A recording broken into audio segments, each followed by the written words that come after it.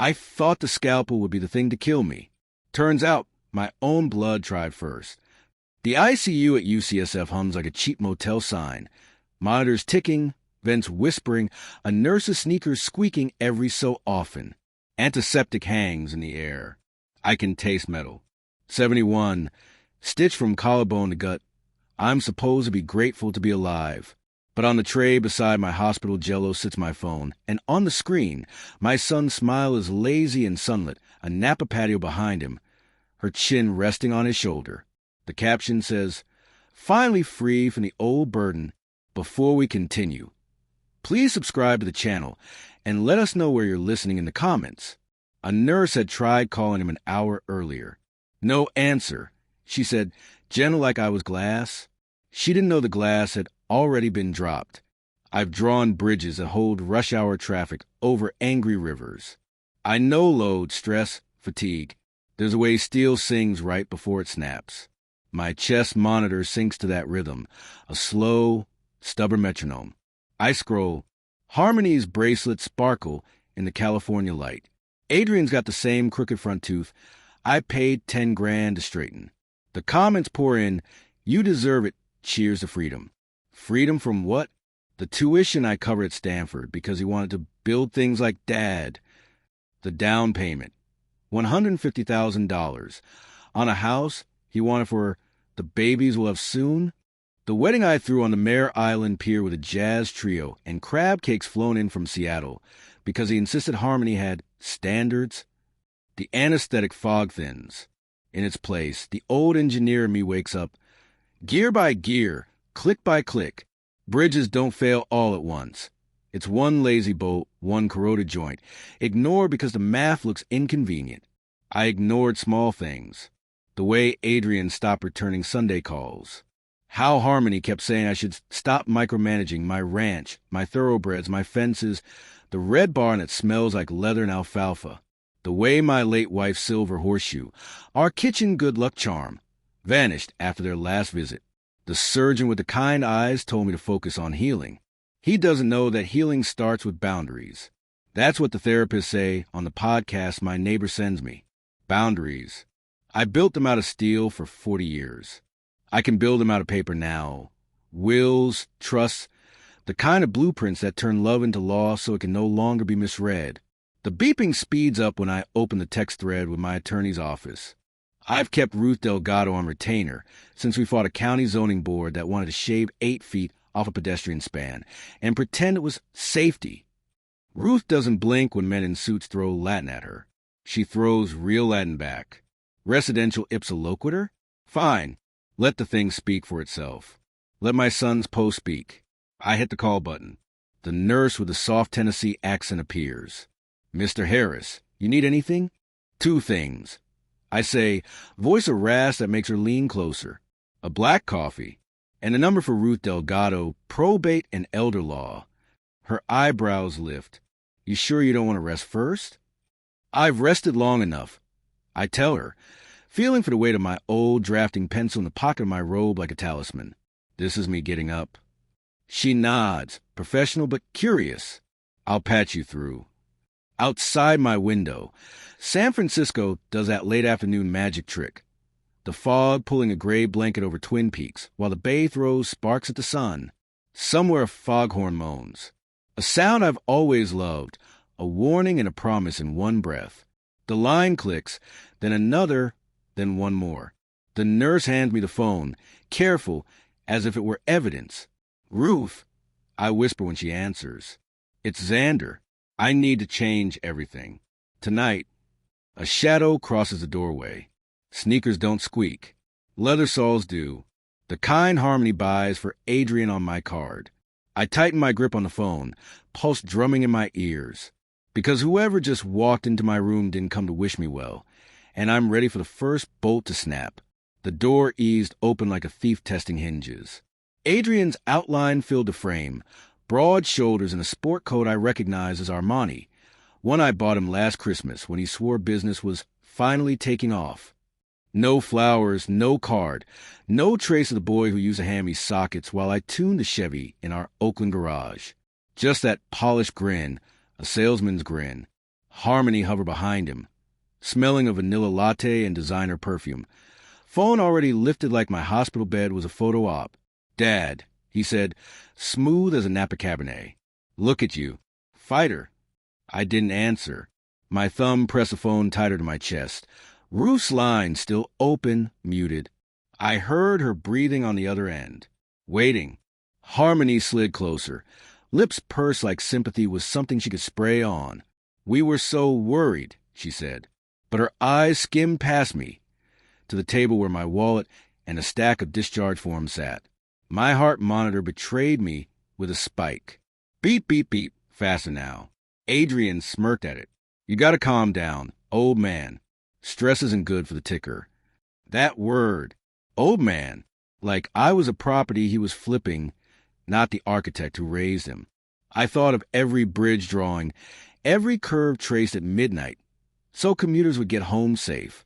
And this man, my son, wanted to bulldoze me into paperwork. "Funny," I said, voice raw. "How worried you were when the hospital called. Couldn't even pick up the phone, could you?" Harmony's lashes blinked twice too slow. Adrian chuckled, fake and hollow. "You shouldn't listen to nurses. They exaggerate. We've been busy. Deals, you know? Life doesn't pause." Ruth's whisper hissed in my ear through the muted line. "Don't let them see you weak." I sat higher, ribs protesting, scar pulling. "Life doesn't pause," I repeated. "But death sure as hell does." Adrian's smirk cracked, just for a second, before he leaned over, too close, his cologne mixing with disinfectant. "You don't have to worry about anything. Harmony and I will handle the ranch, the accounts, all the messy details. Just sign what the doctors need." He slipped a folder from his coat, slick as a magician. Harmony's phone clicked a photo. The flash lit up my bandaged chest. They wanted proof. Proof I was frail. Proof I was done.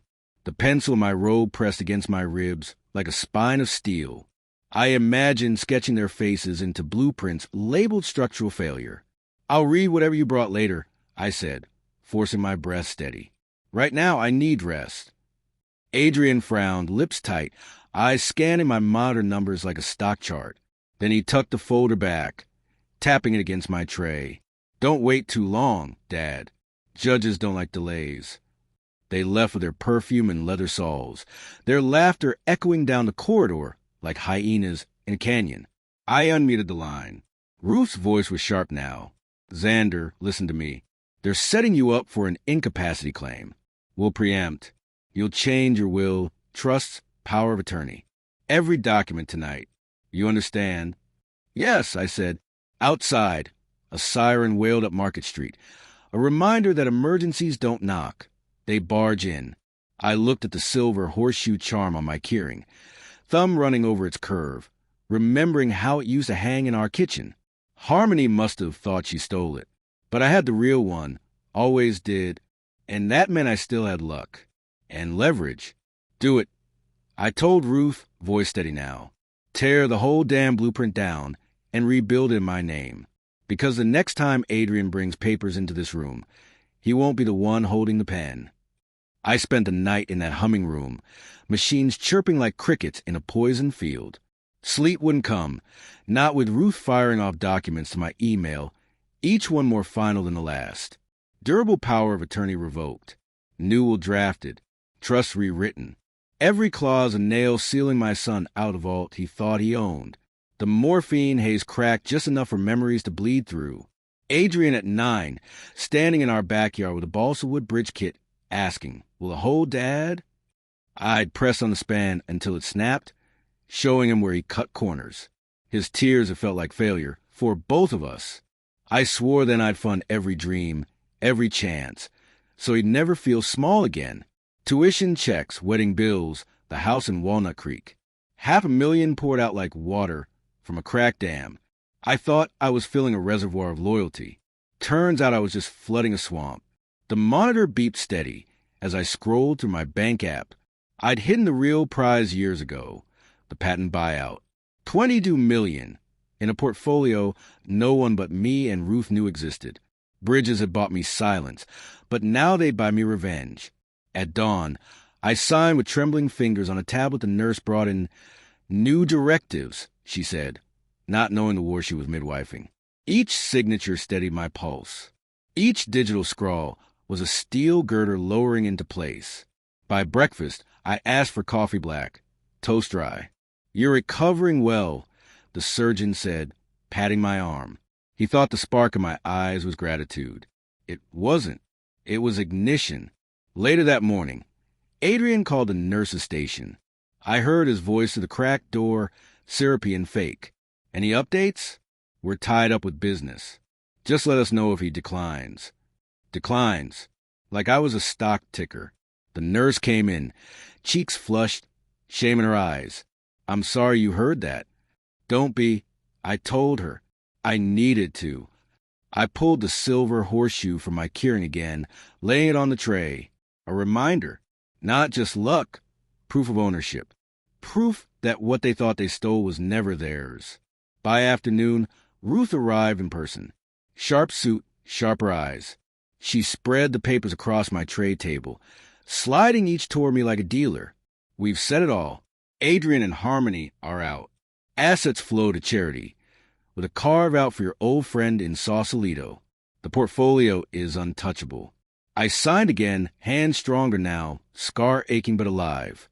Ruth leaned in close. You've built bridges your whole life, Xander. Now you're building a wall.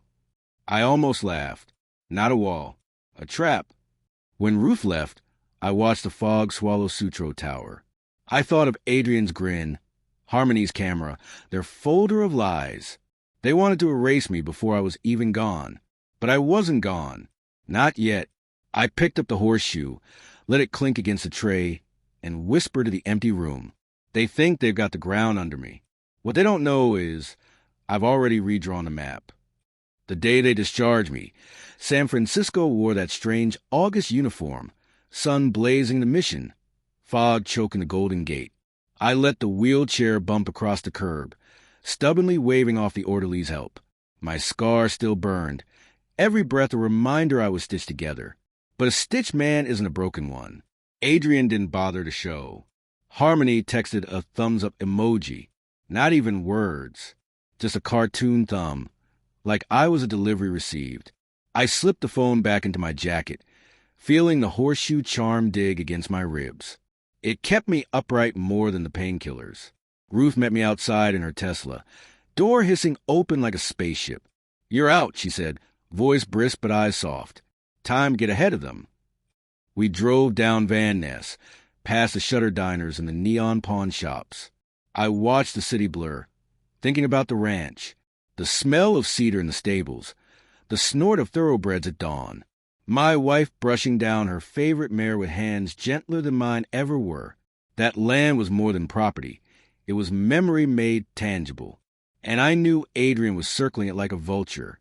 By the time Ruth dropped me at the ranch gates, my chest clenched, not from pain, but from rage. The padlock was gone. The old oak fence leaned where it had been pried open. In the gravel driveway stood a white Mercedes SUV, Harmony's plates glinting. I walked slow, careful, hard hammering. Inside the house, laughter spilled from the kitchen. I stopped in the doorway. Adrian had papers spread across the table. Harmony perched on the counter with a glass of Pinot, phone angled to catch their reflections in the window. Dad. Adrian jumped up like he'd been caught shoplifting.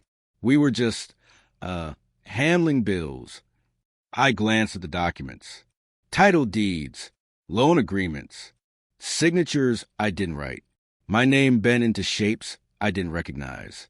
Harmony smirked, sipping her wine. You shouldn't overexert yourself. Stress could be dangerous, especially after you know. Her eyes flicked to the scar under my shirt. I picked up one of the papers. The ink smelled fresh. The signature was close, but wrong. An architect knows lines, knows angles. I knew mine had been forged. Bold of you, I said quietly, setting the page back down. Forging the hand that built every roof you ever slept under. Adrian flushed, then forced a laugh. It's not like that. We're protecting your legacy. You can't handle the upkeep anymore. Investors made an offer. Too good to refuse. My hands trembled, not from weakness, but from fury. You don't get to decide what's too good to refuse. Harmony slid off the counter, phone still filming. Be reasonable, Xander. You'll thank us later.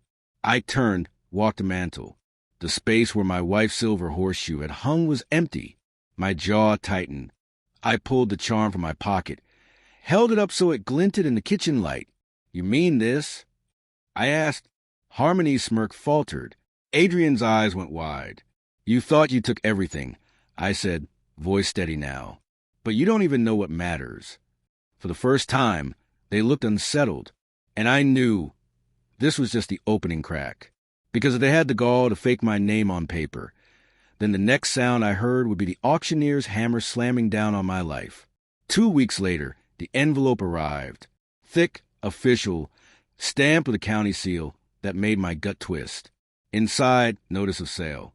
My ranch, my land, my horses, my wife's ghost, and every beam of that red barn was scheduled for auction. The forged documents had been enough to push it through. Some bank manager somewhere saw neat signatures and dollar signs and didn't bother to ask if the man they belonged to was still breathing.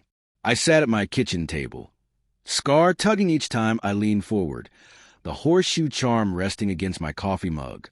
Outside, Harmony's SUV purred out of the driveway, dust curling in its wake. They thought I was cornered. They thought I'd crumble. I called Ruth. She answered on the first ring. Tell me you're sitting down, she said. I'm already there, I rasped. They filed to declare you incapacitated. Medical affidavits, statements about erratic behavior. They even submitted photos. From the hospital? I cut in. Yes, Harmony's camera roll. You in a gown, looking frail. For a moment, I couldn't breathe. The betrayal was total. They weren't just selling the ranch. They were selling the story of my weakness. Ruth's voice sharpened. But here's the thing, we have countermeasures. The new will, the trust, the portfolio, all airtight. What they don't know is that once we file our suit, their sale won't just collapse. It'll boomerang. I pressed the horseshoe into my palm until the edges bit my skin. File it, I said. That night, I walked the ranch alone. The stables were half empty. Adrian had already sold 3 of the Mares. Their stalls gaped like missing teeth. I trailed my hand over the wood, remembering mornings when my wife whistled while mucking hay, sunlight painting her hair gold. Now silence. Even the crickets seemed to have abandoned me. At the far end of the barn, I found Harmony's forgotten scarf, silk and gaudy pink, caught on a nail. I tugged it free, clenched it tight. Proof, I thought. Proof of intrusion. Back in the house, I set the scarf beside the horseshoe, relics of theft and endurance. I poured a glass of bourbon, the kind I used to save for Christmas, and toasted the empty room. To rebuilding, I said. The next morning, Ruth and I stood in a paneled courtroom. Adrian strutted in, Harmony on his arm, both dressed like magazine covers. He flashed a grin at the gallery, neighbors, reporters, curious strangers. We're just trying to do what's best for Dad, he announced, loud enough for everyone. But when the judge called the case, Ruth slid a thick folder onto the bench. Your Honor, she said, voice ringing like steel against steel. This isn't about care. This is about fraud. We have evidence of forged signatures, falsified intent, and malicious neglect. Adrian's grin faltered. Harmony shifted in her seat, phone tucked half hidden in her purse. The judge's gaze swept to me. Mr. Harris, are you competent to speak on your own behalf? I stood, scar burning under my shirt, legs unsteady but spine unbending. My voice carried across the room, clear and sharp.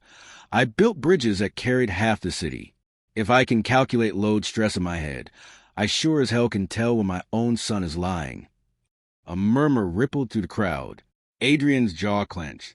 Harmony's camera flashed once, desperate. And in that moment, I knew. The first crack in their perfect facade had just split wide open. Courtrooms had a smell, old paper, varnished wood, the faint sting of disinfectant. But that morning it smelled like theater. Reporters in the back row, neighbors craning necks, even a former ranch hand of mine whispering in the gallery.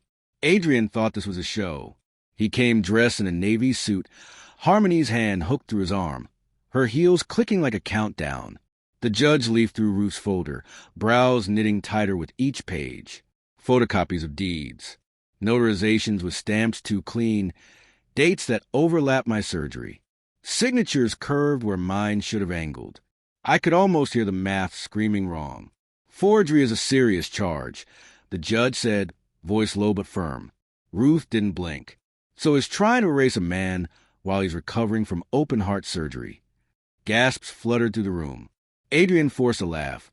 Slick as oil. My father's memory isn't what it used to be. He's confused. We were just trying to help. That was when Ruth tapped her pen against the last exhibit. A printed screenshot of Adrian's post.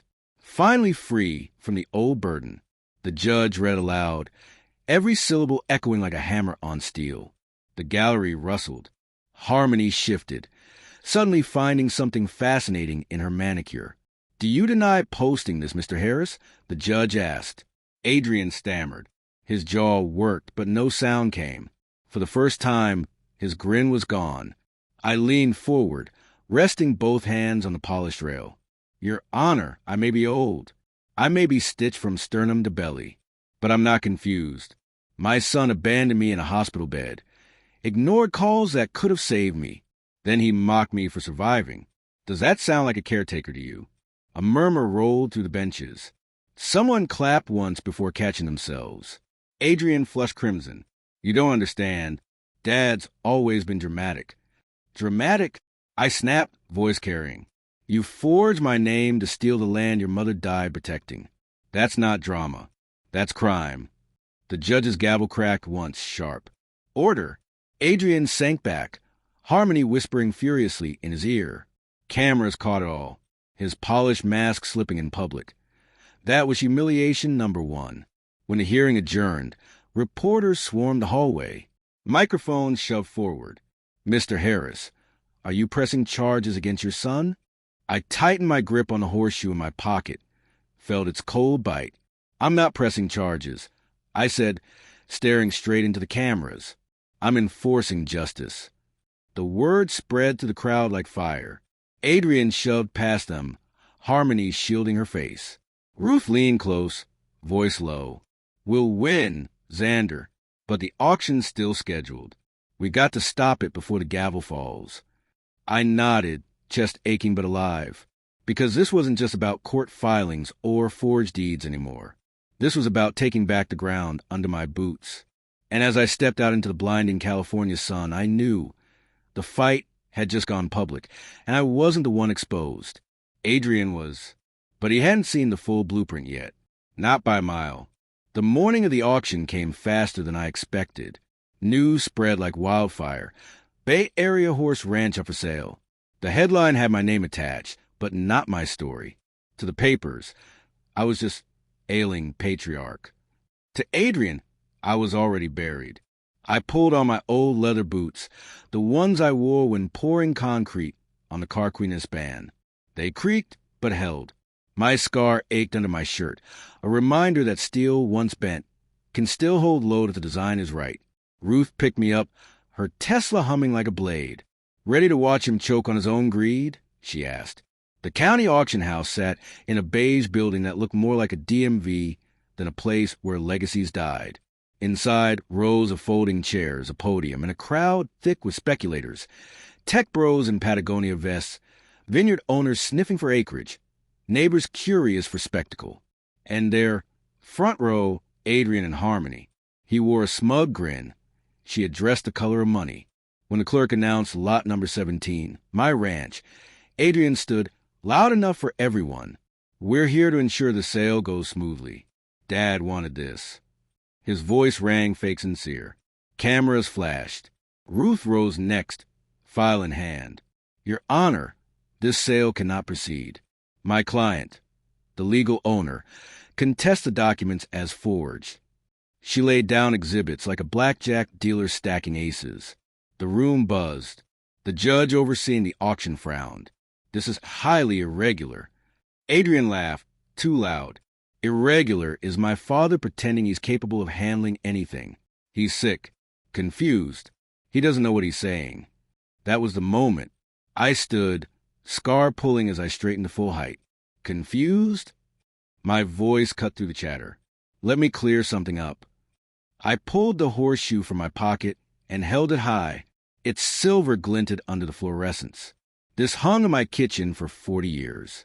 My wife touched it every morning before coffee. Harmony tried to steal it, but she only took a fake. I kept the real one. The gallery murmured. Faces turned. A symbol, small but undeniable in my grip. Just like this horseshoe, the ranch is mine, I said. You can't steal history with ink and lies. Gasps rippled. A few bitters even clapped. Adrian's face went red, veins pulsing at his temples. He lunged toward me, finger stabbing the air. You old bastard. Cameras snapped. Reporters shouted. That outburst, raw and ugly, was humiliation number 2, and it was broadcast live. The judge slammed the gavel. Order. This sale is suspended pending investigation. Adrian froze, realizing the ground had just slipped.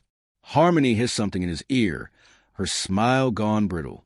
I slid the horseshoe back into my pocket, feeling its weight like armor. Ruth leaned close, whispering, "We bought time. Now we bury them." As we left the auction hall, reporters trailed, microphones shoved forward. "Mr. Harris, what's next?" I paused at the door, sunlight flaring across the linoleum. "Next," I said, voice steady. "We show them what happens when you mistake a man's scar for surrender." The crowd erupted, cameras flashing, Adrian shouting behind us. And in that chaos, I felt it, the tide turning. But tides don't just turn. They drown what's unprepared. The suspension of the auction should have been my reprieve, but in truth, it was only the opening bell. Adrian doubled down the very next day. I woke to find reporters parked at the ranch gates, satellite vans lined like vultures. The Chronicle ran a front-page story. Son battles father for control of Harris estate. Adrian had fed them quotes. "My father isn't well. We're only trying to protect him from himself." Protect me. The same boy who once climbed onto my shoulders to watch fireworks over the Bay Bridge now painted me senile for column inches. Ruth arrived with coffee and the day's filings. "They're leaking narratives," she said, slapping the paper on my table. "We counter with truth. I want you on record." Truth. My chest ached at the word. Because truth wasn't just legal, it was blood, memory, betrayal. That afternoon, we held a press conference outside the ranch. Reporters swarmed, mics thrust like bayonets. Adrian showed up, Harmony glued to his side. She wore sunglasses, but I could feel her eyes cutting through me. Adrian spoke first, voice rehearsed. "My father's not thinking clearly. We've had to take difficult steps for his own good. This isn't about money, it's about care." The crowd scribbled. Cameras rolled. He thought he owned the script. Then Ruth nodded to me. I stepped forward, scar tight under my shirt, horseshoe charm cold in my palm. "Care," I said, voice steady. When I was cut open on a hospital table, my son ignored calls from surgeons. He was too busy posting about freedom from his burden. You've all seen the post. Gasps rippled. Photographers surged. Adrian's jaw flexed, his smile faltering. I pulled Harmony's pink scarf from my pocket, held it up, found this in my barn after they broke in, alongside forged deeds with my name twisted into lies. The gallery erupted. Reporters shouted questions. Adrian lunged forward, face red. "You're delusional. That scar could belong to anyone." But the cameras caught it all, the desperation, the cracks. Humiliation number 3. Gift wrapped by his own temper. Ruth stepped in, voice sharp. "This is evidence. And soon it will be before a judge." Harmony tugged at Adrian's arm, whispering furiously. He jerked away, eyes darting to the cameras, realizing too late the damage was live. I turned to the reporters. I built bridges to carry millions safely home. If I can calculate stress on steel, I can calculate betrayal in blood. My son forgot one thing. Bridges don't just carry weight. They expose cracks. And I see every crack in him. The crowd roared with questions, flashes blinding. Adrian shoved past, Harmony chasing, both drowning in their own noise. When the dust settled, Ruth leaned close. You've turned public opinion. Now we hit them where it hurts, finances. I nodded, staring at the horizon where fog rolled in from the Pacific. The horseshoe burned hot in my fist, as if it knew, because the next step wasn't about defending. It was about dismantling, beam by beam, until nothing of their empire stood. Ruth always said money leaves a trail, like oil dripping from an old engine. Follow the stain long enough, and you'll find the leak. That week, we dug into Adrian's accounts. Subpoenas cracked open a facade. Credit lines stretched thin, mortgages stacked on sand, Harmony's boutique bleeding cash, while she posted champagne to Instagram. The empire, he bragged about, was a house of cards, propped up by the ranch's collateral. When Ruth laid the printouts on my kitchen table, I almost pitied him. Almost. He leveraged my land to cover his debts. I muttered, tracing columns of red numbers. Ruth nodded, and when the ranch sale collapsed, so did his credit. He's days away from default. I leaned back, scar aching but heart steady. Then we push him over the edge. The next morning, we met with a bank manager, a man with nervous eyes and a tie too tight. Ruth slid forged documents across the desk. Your institution accepted these as legitimate. Care to explain? The manager's face drained color. Mr. Harris, I cut him off, voice low but sharp. You try to auction my legacy on the back of fraud. I built bridges that outlast earthquakes. What did you build? A rubber stamp. Silence. Just the hum of the air conditioner. The man swallowed hard. We'll cooperate fully. By that afternoon, the bank froze Adrian's accounts. Word traveled fast. Harmony's boutique closed overnight, its doors papered with a temporarily shut sign. Creditors lined up, sharks smelling blood. But it wasn't enough. Not yet. I drove into town, boots crunching gravel outside the courthouse. On the steps, Adrian waited. His suit was wrinkled now, Harmony pacing beside him, phone glued to her hand. When he saw me, his face twisted. You think you've won, he spat. You've embarrassed me. Ruined my business. For what? For truth, I said simply. He stepped closer, fists clenched. You're not a father. You're a tyrant.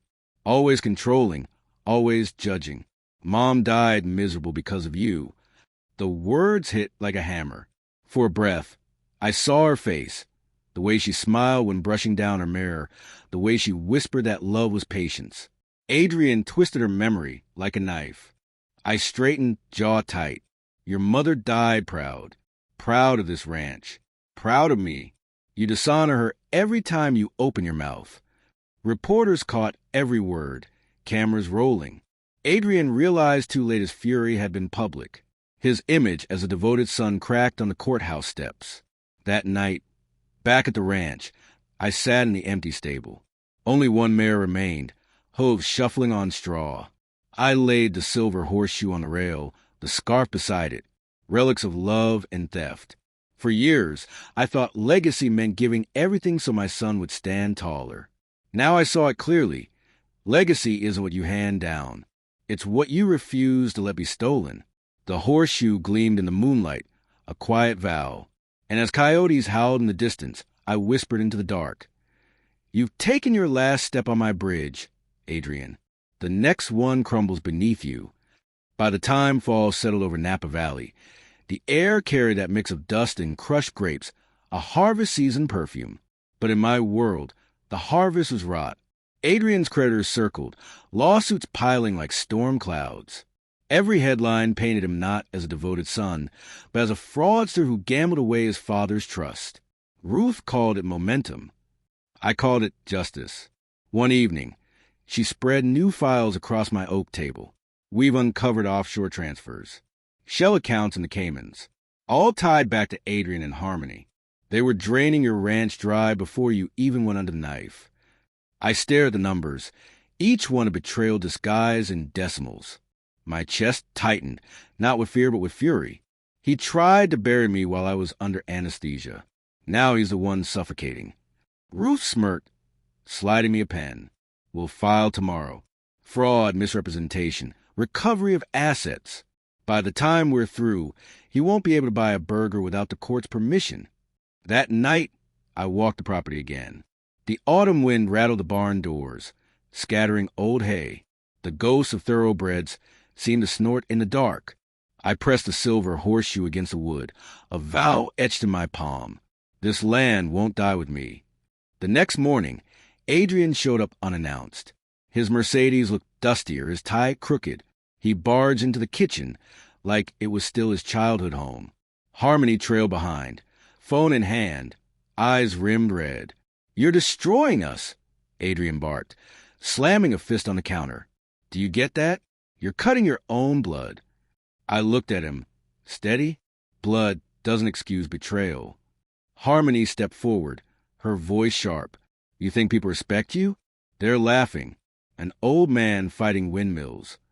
I pulled the scarf from the drawer, laid it beside the horseshoe. "Funny, these don't look like windmills. They look like proof." Adrian's face went pale. For a moment, I saw the boy he once was, caught sneaking cigarettes behind the barn, eyes wide when I found him.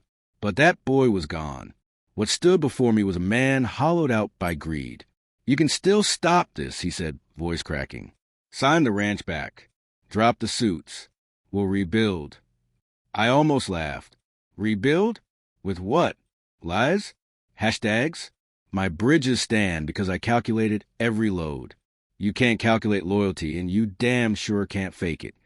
Harmony cursed under her breath, dragging him toward the door. But before leaving, Adrian spun back, eyes blazing. "You'll regret this. I swear, Dad, you'll die alone." The words hung in the air after the door slammed. I stared at the horseshoe, then at the scarf, and finally at the empty table where my wife once set plates.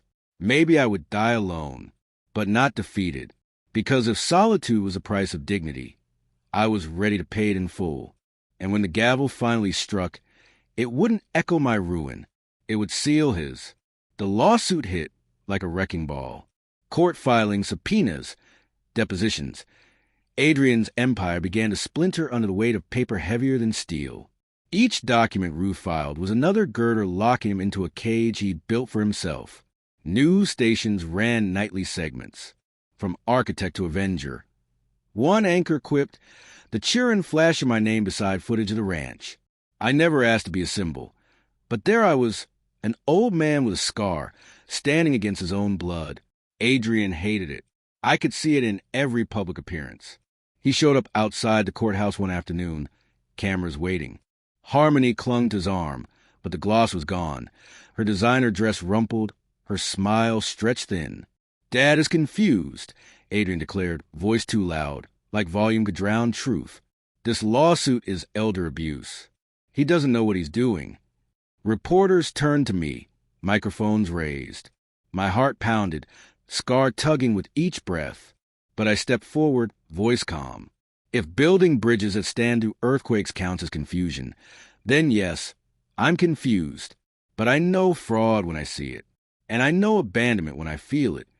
Gasps. Flashes. Adrian's face twisted. Harmony hissed in his ear, but the cameras already caught his mask breaking. Later that night, Ruth called.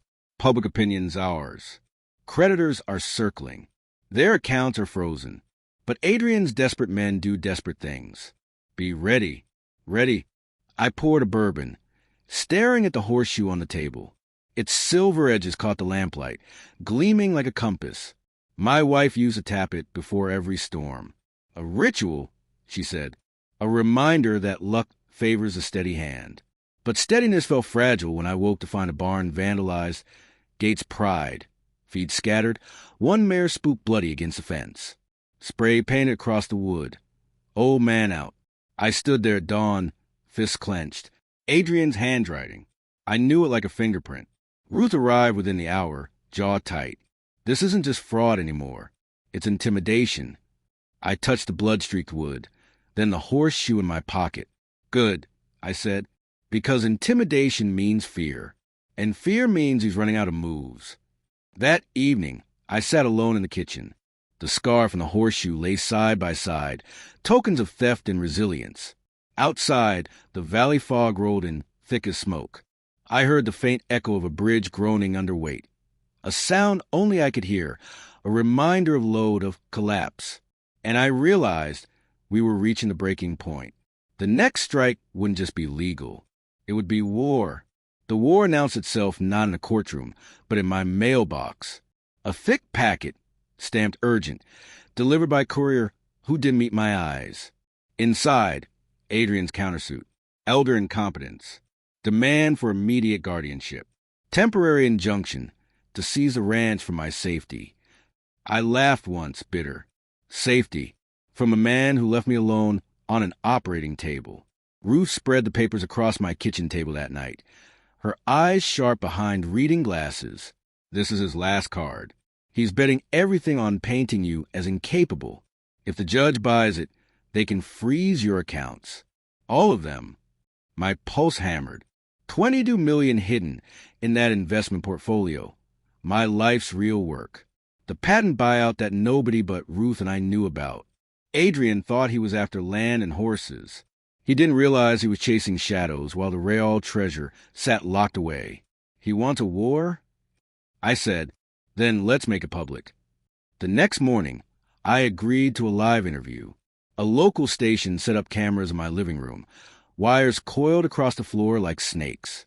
The reporter asked soft questions at first, about recovery, about legacy. Then came the real one. Mr. Harris, your son says you're not fit to manage your affairs. How do you respond? I leaned forward, scar tugging under my shirt. I designed bridges that still stand over the Sacramento River, bridges that bear semi-trucks in storms. If I can calculate tensile stress at 71, I can manage a checkbook. The words landed like steel dropped on concrete. Phones lit up. Viewers called in. Adrian's narrative cracked again. But that night, the retaliation came. I woke to the sound of tires crunching gravel. Headlights swept the barn. By the time I grabbed my boots and stepped outside, a truck roared off into the dark. In its wake, fences smashed, hay torched to smoldering ash. I called the sheriff, but his shrug was practiced. No proof it was them, he muttered. Proof. Always proof. I walked back into the kitchen, smoke still in my lungs. The scarf lay across the table, the horseshoe beside it. 2 relics, 2 anchors. I pressed them both into my palms until my skin ached. The truth crystallized then. Adrian wasn't trying to win in court. He was trying to break me, to make me too tired, too beaten, to fight. But bridges don't give way to storms. They flex, they absorb, they wait. I poured a bourbon, steady hands despite the tremor in my chest. If he wants to play fire, I whispered to the empty room, then I'll be the water that drowns him. Because this wasn't just about ranches or money anymore. This was about showing a son who mocked his father's scar that scars can turn into armor. And the next move would be mine. The next move came with steel and silence. Ruth and I met before dawn in her office downtown, the city still wrapped in fog. She slid a flash drive across the desk, her nails clicking on the wood. Bank records, offshore transfers. The paper trail is complete. Once we file this, Adrian isn't just a greedy son. He's a criminal. I turned the drive over my hand. It weighed almost nothing, yet it felt heavier than any beam I'd hoisted. This wasn't just evidence. It was a detonator. File it, I said. By noon, the court clerk had stamped it. Fraud, wire transfers, misappropriation. My son's name in black ink, where once I dreamed it would sit on blueprints and bridge plaques. That evening, I drove to the courthouse myself. Not because Ruth needed me, but because I needed to see Adrian's face when it hit. He arrived late, Harmony half a step behind, her lipstick smudged, her phone glued to her palm. He looked thinner, his tie askew.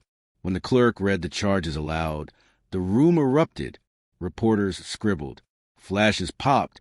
Adrian's jaw worked furiously, but words failed him. Harmony tugged his sleeve, whispering fast. The judge raised a hand. Order, Mr. Harris. You are hereby restrained from transferring or liquidating any assets until this matter is resolved. The gavel cracked. Just like that, Adrian's empire was frozen. Outside, cameras waited. A reporter shoved a mic in his face.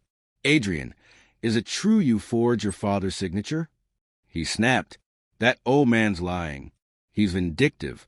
He wants to ruin me because he can't handle his own decline. The cameras caught every twitch, every drop of sweat. By the time he stormed off, his polished image was rubble. I stayed behind, leaning against the courthouse steps, the horseshoe warm in my pocket. Ruth joined me, lips curved. "That was the sound of a bridge collapsing," she said. I thought of my wife then, of her brushing down a mare in the barn, humming Patsy Cline, of how she'd wanted Adrian to inherit not just land, but honor. I whispered into the cooling air, "I'm sorry, love." He chose demolition. That night, back at the ranch, the quiet was thick. I poured a bourbon, laid the scarf across the table, the horseshoe beside it, relics of betrayal and resilience, side by side. The fire damage in the barn still stank of smoke, but the structure stood, charred, scarred, but standing, like me. And as I stared at those relics, the realization hardened. Adrian wasn't just losing money. He was losing the one thing he craved more than cash: control. And a man who craves control, when cornered, will make his most reckless move. I braced myself, because the worst storm hadn't hit yet. The storm came 3 nights later. I was dozing in the armchair, bourbon glass empty, the horseshoe and scarf laid on the table like sentries.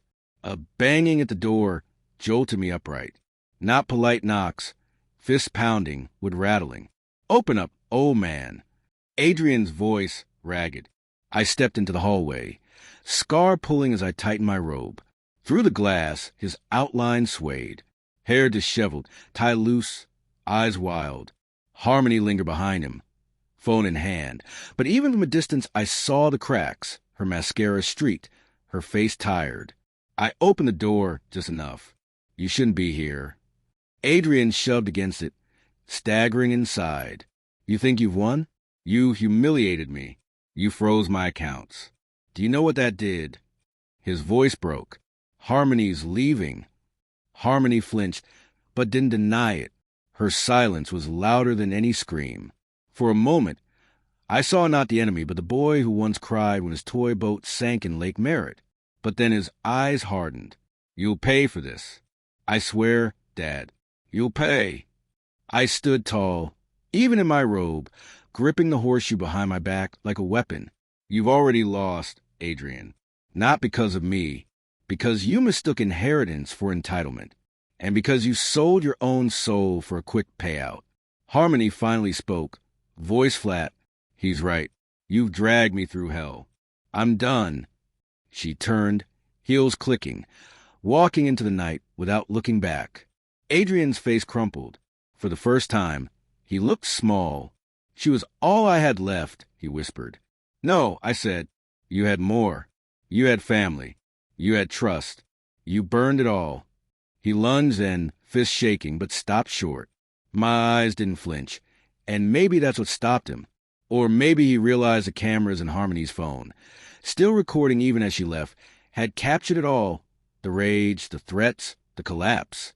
He staggered backward, out the door into the cold night. Tires screeched a moment later, gravel spitting. Silence swallowed the valley again. I sat back at the table, hands trembling now that he was gone. The scarf and the horseshoe gleamed under the lamplight, symbols of theft and survival, still mine. Ruth called minutes later, her voice tight. "I heard. Neighbors saw him storm off. This only strengthens our case." But her tone carried a warning. "Be careful, Xander. A man with nothing left is dangerous." I glanced at the empty doorway, the echo of his fist still rattling in my bones. She was right. The bridge hadn't collapsed yet, but I could hear the steel groaning under unbearable weight, ready to snap. The days after Harmony walked out were eerily quiet. Too quiet. The ranch felt hollow, each creak of the floorboards amplified. Every gust of wind through the eaves whispering warnings. I knew Adrian wasn't finished. A man stripped of money, love, and pride doesn't bow out. He detonates. Ruth called constantly, voice sharp as a steel beam. "We're close, Xander. The court date for final judgment is set. Once the gavel falls, everything he touched collapses. Just hold steady." But steadiness was harder than steel when you're waiting for the blow. It came at midnight. Headlights tore across the driveway. I rose from bed, scar tugging, grabbed the horseshoe from the nightstand like a weapon. Through the blinds, I saw Adrian's truck, door hanging open. He stumbled out, bottle in hand, eyes blazing with booze and fury. "Come out, old man," he roared, voice echoing off the barn. "Face me." I stepped onto the porch, horseshoe clenched tight. "Go home, Adrian. This ends in court." He laughed, a sound brittle as glass. "Court? You think paper means anything? You ruined me. You took everything. So I'll take it back, one way or another." He staggered toward the barn, lighter flicking in his hand. My chest seized. The hay, the wood, the ghosts of every horse we ever raised. It could all go up in flames. "Don't you dare!" I barked, voice carrying across the night. He froze, lighter sparking, his face lit in cruel flashes. For a second, I saw his mother's features in him, twisted by rage. My wife who had loved this land, who had begged me to protect it. I stepped closer, scar aching, but my voice steady. "Burn it, and you bury her memory. Is that the son you want to be?" His hand trembled. The lighter clattered to the ground. For a heartbeat, he looked broken, like a man waking from a nightmare. But then his eyes narrowed, hate flooding back. "You'll regret crossing me." Sirens wailed in the distance. Neighbors had called. Adrian's face drained.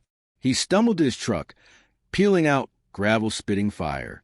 I stood in the silence that followed, chest heaving, horseshoe hot in my palm. The barn stood intact, smoke from the lighter's failed spark curling in the air. Inside, I placed a horseshoe and scarf back on the table. Relics, shields, warnings. The next morning, Ruth called with finality in her tone. "Tomorrow is Judgment Day. The court will decide everything. Assets, ownership, the fraud." Adrian's finished. I looked out the window, the sun cutting through valley fog. For months, I've been dragged to betrayal, fire, and rage. But tomorrow it ended. I touched the horseshoe once more, whispered into the quiet kitchen. Tomorrow, the bridge finally breaks. The courthouse was packed, every seat filled, reporters pressed shoulder to shoulder, neighbors craning their necks for a glimpse. It felt less like a trial than the finale of a long play. Everyone waiting for the curtain to fall. I sat at the plaintiff's table, scar hidden under my suit, the silver horseshoe heavy in my pocket. Across the aisle, Adrian slumped beside his attorney, hair unkempt, jaw clenched.